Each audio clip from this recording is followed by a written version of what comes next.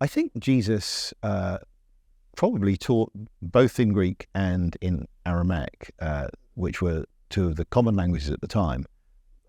For the case of Greek, we obviously have many Greek words in the Gospels, and there are times like in Matthew chapter 4, which is leading into Matthew chapter 5, it tells you there are people from the Decapolis who are part of the crowd that he then speaks to, and they would have been from a Greek-speaking area. You then go into chapter 5 of Matthew, and there are various word plays and alliteration that works in Greek, so it makes a lot of sense to say he was speaking Greek then. But also, we know that Aramaic was widely used. There are times in Mark's Gospel where it specifically says Jesus said various things in Aramaic. And so that's also possible.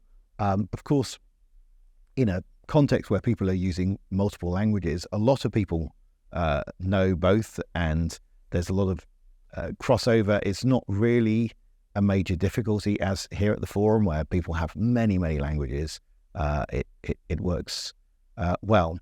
And often people have tried to make a case there's some big gap between the things that we have written from Jesus in the Gospels and what Jesus actually said, and said, no, how do we actually know the whole story? Well, if Jesus came up with a story as good as the parable of the two sons, it's so carefully crafted.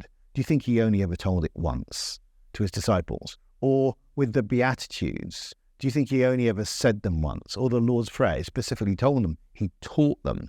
So I would say that he had disciples, and disciples, just another way of saying students, they are his pupils. And so, of course, they memorize the things that he says.